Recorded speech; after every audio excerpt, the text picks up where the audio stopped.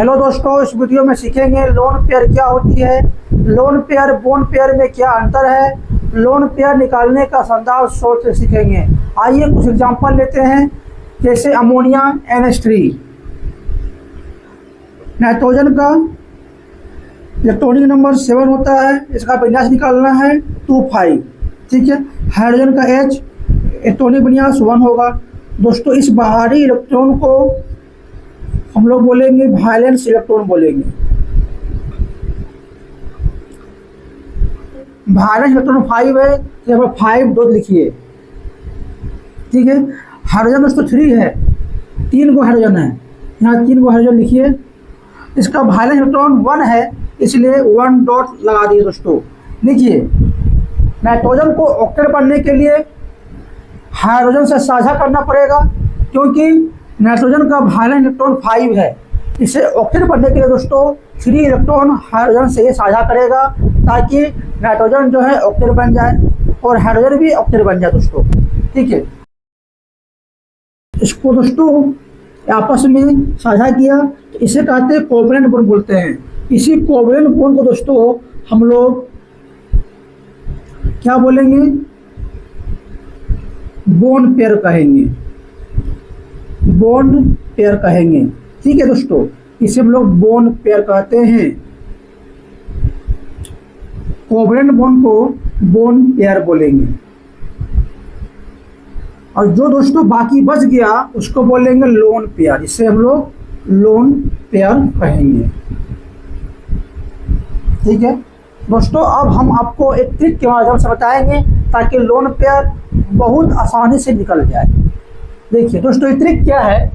Lone pair बराबर होता है valence electron of central atom minus valency of side atom. दोस्तों अब सवाल बनता है कि सेंट्रल एटॉम किसको कहेंगे और साइड एटॉम किसको कहेंगे। ठीक है, देखिए दोस्तों, इसको ऐसे लिख सकते हैं, इसी को दोस्तों कहेंगे हम लोग सेंट्रल एटॉम कहेंगे। ठीक है। और ये एच दोस्तों, इसको बोलेंगे साइड एटॉम बोलेंगे। इसको क्या बोलेंगे, साइड एटॉम कहेंगे। ठीक है। बाहर वाला को साइड एटॉम बोलेंगे, बीच वाला को सेंट्रल एटॉम बोलना है। वैलेंसी इसको कहते हैं। जैसे नाइट्रोजन है 7 2 5, दोस्तों 5 क्या है, एक वैलेंस इलेक्ट्रॉन है। ठीक है, ये वैलेंस इलेक्ट्रॉन है। लेकिन नाइट्रोजन का वैलेंसी कैसे फाइंड किया जाए। नाइट्रोजन को ऑक्टेट बनने के लिए 1 इलेक्ट्रॉन चाहिए, लेकिन इसका बाहरी कक्ष में 5 इलेक्ट्रॉन ही है। इसे यदि 3 इलेक्ट्रॉन दे देंगे तो ये ऑक्टेट बन जाएगा दोस्तों। 3 इलेक्ट्रॉन इसको कर्जा लेना पड़ेगा किसी और से, ये 3 इलेक्ट्रॉन को ही वैलेंस इलेक्ट्रॉन बोलेंगे। ठीक है दोस्तों, आपको समझ में आ गया होगा। ठीक है। इसके बाद देखते हैं दोस्तों, कुछ ट्रिक के माध्यम से लोन पेयर फाइंड करेंगे।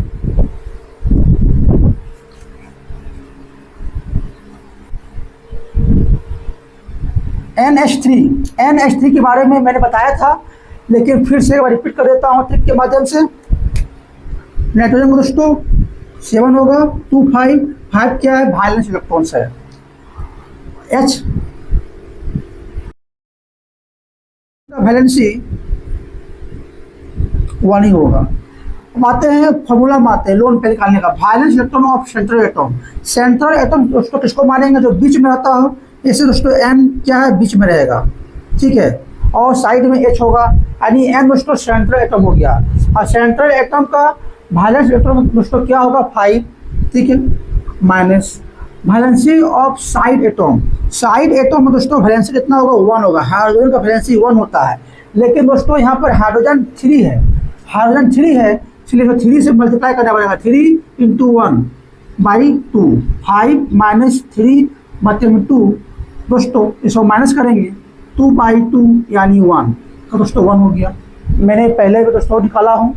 ठीक है। इसके बाद देखते हैं HCl में दोस्तों बीच में Cl होगा। ठीक है। क्लोरीन का निकालना है। वैलेंस इलेक्ट्रॉन 17 होता है एटॉमिक नंबर दोस्तों, 2 8 7, और तो मोस्ट इलेक्ट्रॉन 7 है। ये दोस्तों वैलेंस इलेक्ट्रॉन निकल गया 7 माइनस, और H का हाइड्रोजन का वैलेंसी दोस्तों 1 होता है, -1 बटे में 2, 7 - 1 6/2 एंड 3। दोस्तों इसका होगा 3 होगा लोन पेयर। ठीक है, इसके बाद देखते हैं CO2। देखिए CO2 को दोस्तों C बीच में होगा, C बीच में होता है, इसी के लिए C का वायलेंस इलेक्ट्रॉन लिखना पड़ेगा। कार्बन का 6 होता है, 2 और 4, तो 4 दोस्तों हो गया वायलेंस इलेक्ट्रॉन 4-। और O ऑक्सीजन का होता है 8, 2, 6, इसका दोस्तों वैलेंसी 2 होगा, क्योंकि ऑक्सीजन को ऑक्टेट बनने के लिए 2 इलेक्ट्रॉन चाहिए, इसलिए 2 इसका हो जाएगा वैलेंसी हो जाएगा दोस्तों।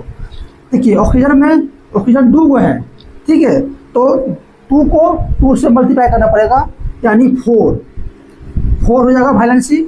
एक ऑक्सीजन का वैलेंसी 2 है, 2 ऑक्सीजन का वैलेंसी 4 होगा। 4 - 4 बराबर 0, दोस्तों इसका कोई भी लोन पेयर नहीं होगा। अब आते हैं H2O में। ठीक है, H2O, ठीक है, देखिए वो दोस्तों बीच में रहेगा। ठीक है, तो ऑक्सीजन का आउटर मोस्ट इलेक्ट्रॉन 6 होता है, यानी ऑक्सीजन का वैलेंस इलेक्ट्रॉन दोस्तों 6 होता है। मैंने यहाँ पर कर चुका हूँ पहले। देखिए बस 6 माइनस हाइड्रोजन का वैलेंसी 1 होगा, तो हाइड्रोजन का वैलेंसी 2 से मल्टीप्लाई करना पड़ेगा, यानी 2 बटे में 2, 6 - 2 4/2 डिवाइड में 2, दोस्तों H2O का लोन पेयर 2 होगा। ठीक है, इसी तरह निकालते हैं SO2 का। सल्फर दोस्तों बीच में होगा, देख लीजिए सल्फर बीच में होगा। ठीक है, सल्फर का 16 होता है। एटॉमिक नंबर निकालते हैं, एटॉमिक विन्यास 2, 8, 6 इसका आउटरमोस्ट इलेक्ट्रॉन है, यानी वैलेंस इलेक्ट्रॉन है। 6 माइनस ऑक्सीजन का दोस्तों, ऑक्सीजन का कितना होता है वैलेंसी? ऑक्सीजन का वैलेंसी 2 होता है, मैंने बताया था। ऑक्सीजन का बाहरी कक्षा में 6 इलेक्ट्रॉन होता है, इसे ऑक्टेट बनने के लिए 2 इलेक्ट्रॉन लेना पड़ेगा कर्ष के रूप में, यही 2 को दोस्तों वैलेंसी बोलते हैं। एक ऑक्सीजन का वैलेंसी 2 है, तो 2 ऑक्सीजन का वैलेंसी 4 होगा, बटे में 2 होगा दोस्तों, 2/2 1। SO2 को दोस्तों लोन पेयर 1 होगा। ठीक है, अब आते हैं H2S में।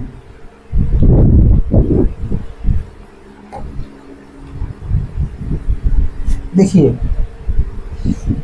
H2S दोस्तों बीच में होगा, का वैलेंस इलेक्ट्रॉन क्या होगा?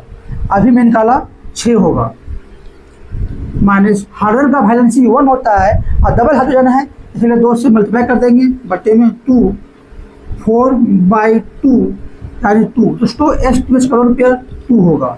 ठीक है, अब आते हैं XCF2 आते हैं। दोस्तों Xc का एक नोबेल गैस है, नोबेल गैस में बाहरी कक्षा में 8 इलेक्ट्रॉन होता ही है, इसलिए आउटर मोस्ट इलेक्ट्रॉन का 8 ही होगा दोस्तों। ठीक है, तो 8 माइनस फ्लोरीन का दोस्तों निकाल लीजिए, इसका 9 होता है, निकालिए एटॉमिक विन्यास 2। ठीक है, 7 वैलेंसी दोस्तों क्या होगा? ये फ्लोरीन को ऑक्टेट बनने के लिए 1 इलेक्ट्रॉन चाहिए, क्योंकि बाहरी कक्षा में 7 इलेक्ट्रॉन है, 1 इलेक्ट्रॉन और देंगे दोस्तों फ्लोरीन ऑक्टेट बन जाएगा, यानी 1 दोस्तों का वैलेंसी दोस्तों हो जाएगा। ठीक है, एक फ्लोरीन के लिए वैलेंसी 1 है, तो 2 फ्लोरीन के लिए वैलेंसी 1 × 2 बराबर 2 होगा, बटे में दोस्तों 2। ठीक है, 8 - 2 6/2 बराबर 3। दोस्तों XCF2 का लोन पेयर 3 होता है। आइए दोस्तों आपको समझ में आया होगा, इस विधि के माध्यम से आप किसी का भी लोन पेयर आराम से निकाल सकते हैं। मिलते हैं नेक्स्ट वीडियो में, थैंक्स।